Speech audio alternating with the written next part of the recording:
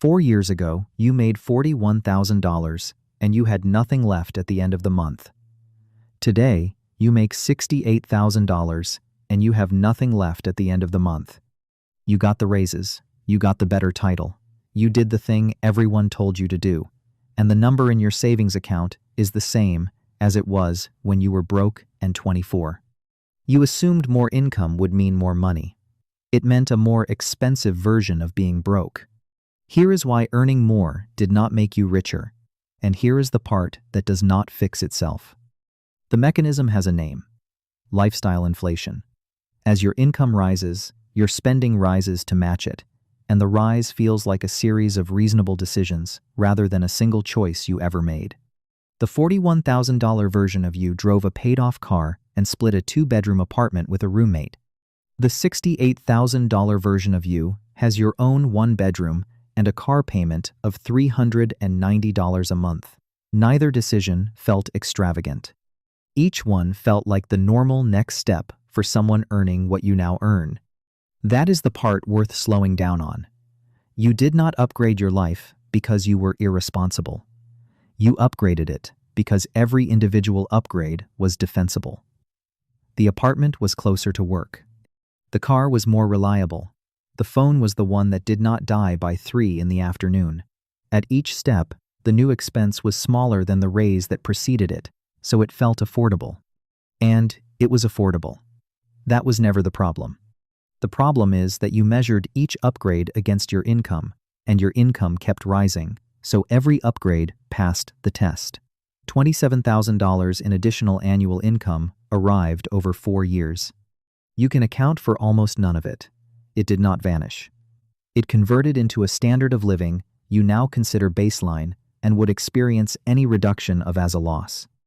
Underneath lifestyle inflation is a more specific and more dangerous mechanism, and it is the reason the problem compounds instead of merely repeating. Economists call it the ratchet effect. A ratchet turns in one direction and locks. It does not turn back. Your spending behaves the same way. When your income rises, your fixed costs rise to meet it. When your income later falls or stalls, your fixed costs do not fall to match. They have locked. The distinction that matters here is the line between discretionary spending and fixed cost.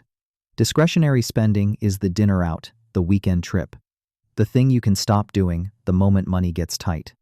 Fixed costs are the rent, the car payment, the insurance premium, the subscriptions bundled into your monthly baseline. When you upgraded your apartment from a shared 2-bedroom to your own 1-bedroom, you did not increase your discretionary spending. You increased your fixed cost floor. You converted money that used to be flexible into money that is now committed before the month begins. This is why the raise did not help. A raise increases your income once. A lifestyle upgrade increases your fixed costs every month for as long as you hold the lease, the loan, the plan.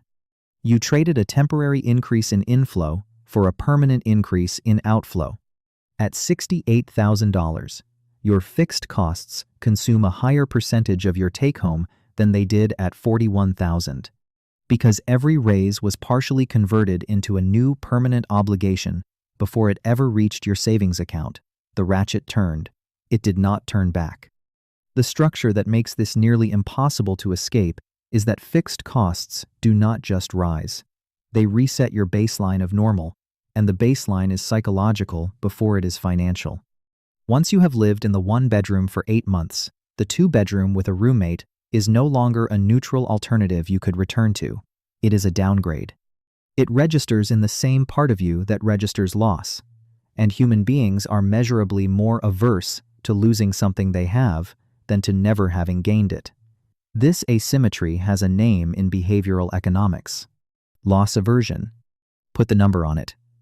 The 1-bedroom costs you $400 a month more than the room you left behind. To go back, you would have to feel that $400 as a loss every single month.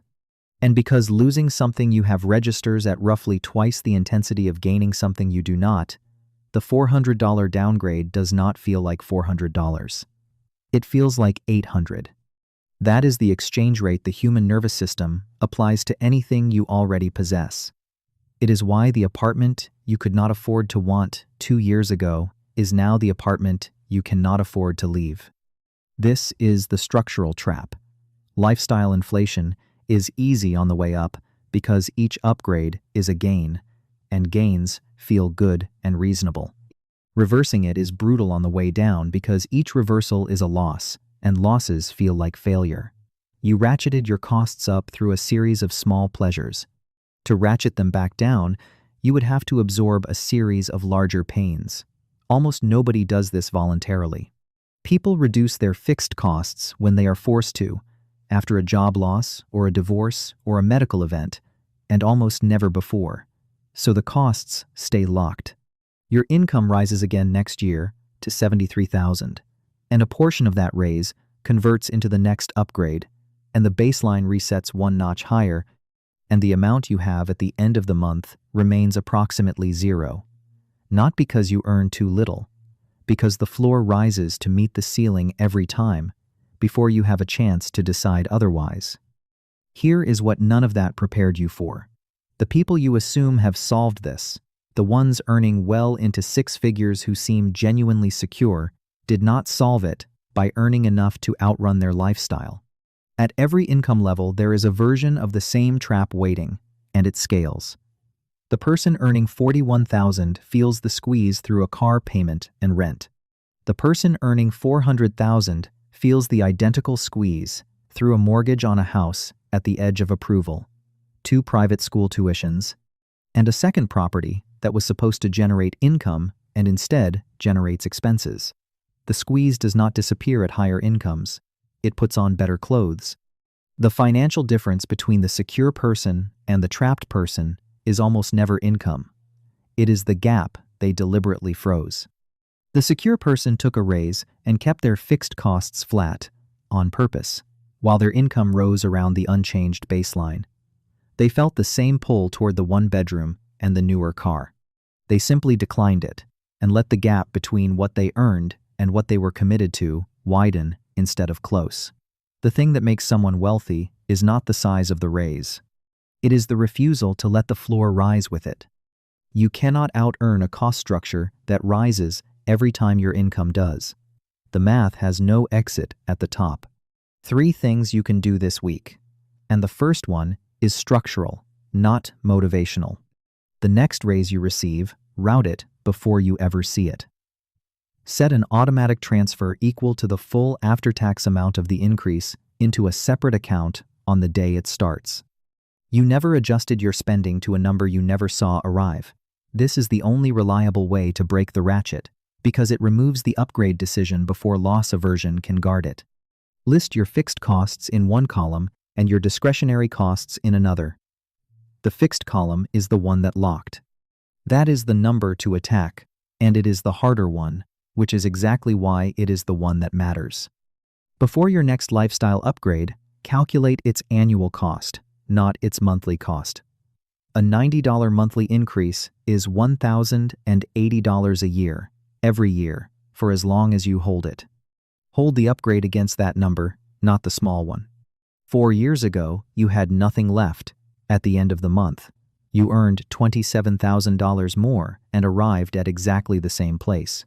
Somewhere a raise is about to clear, and the floor is already rising to meet it.